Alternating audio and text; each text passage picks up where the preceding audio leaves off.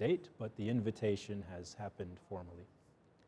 Before Prime Minister Soudani meets with President Joe Biden, we, the APIKUR, believe that he should make decisions to get the oil flowing again from Kurdistan region.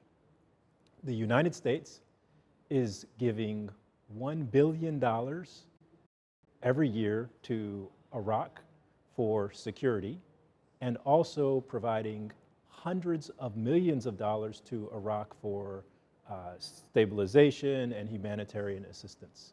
And we think if American taxpayers are giving money to Iraq, then the Iraqi government should provide American companies an opportunity to make money. In the United States, the Congress is responsible for creating the laws and establishing the budget. And if Congress decides to withhold and not have money from the budget to go to Iraq, then that is a decision that they might make because Prime Minister Soudani is not cooperating with the American companies, and also Prime Minister Soudani's government is putting a stranglehold. Prime Minister Soudani's government is stopping the Kurdistan region from full economic prosperity. This is very clear. These decisions related to the budget are being made in Baghdad, and we need Baghdad to recognize and respect the Kurdistan region.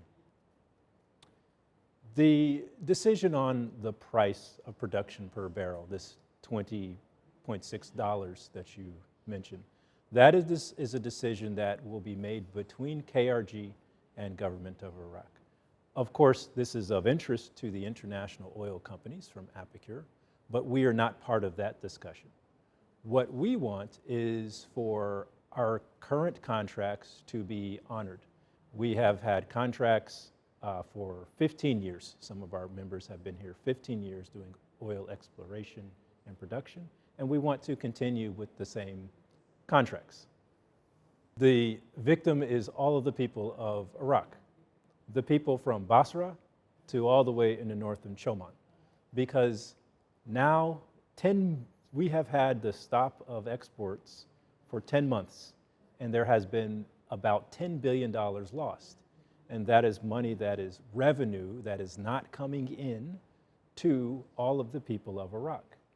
For APIKUR, we employ more than 2,000 Kurdish people directly, and we have another 20,000 people who are driving trucks and providing security and other support to the petroleum industry in Kurdistan region.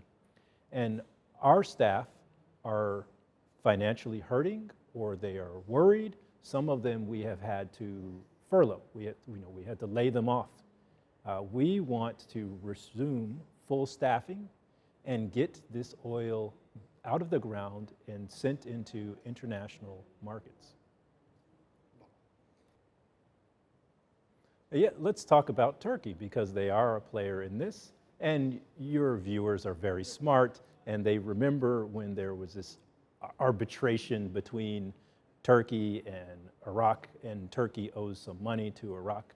Well, there's also a responsibility of Iraq to allow a minimum number of barrels per day through the Iraq-Turkey pipeline.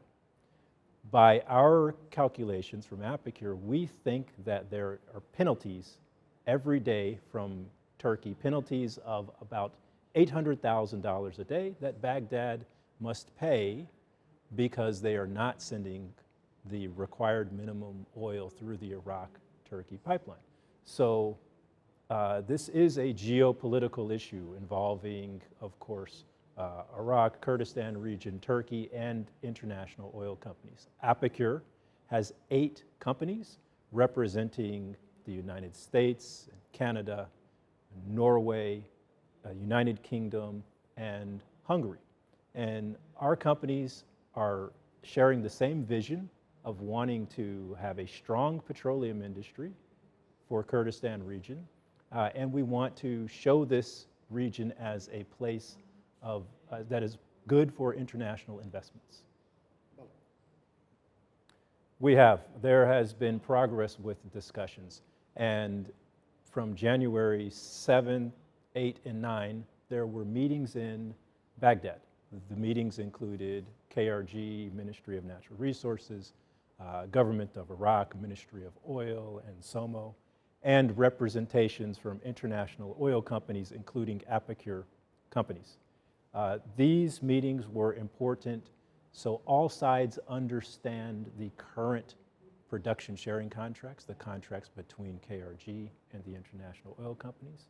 And the meetings were also important for everyone to get a sense to have a better understanding of how we might move forward with an understanding of how companies will be paid for their oil production.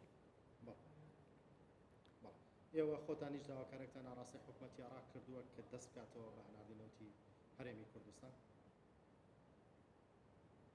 Yep. First, I want to speak about Dr. Ahmed from the KRG Ministry of Natural Resources. We know that his team is working actively. They are fighting for the rights of KRG and fighting on behalf of international oil companies. So APIKUR is thankful for the efforts of the KRG to try to get a resolution. Here's what our companies need. We need to know the method that we will receive past payments. We need to know how we're going to get the money that is owed to us. And we need to know how we will get future payments.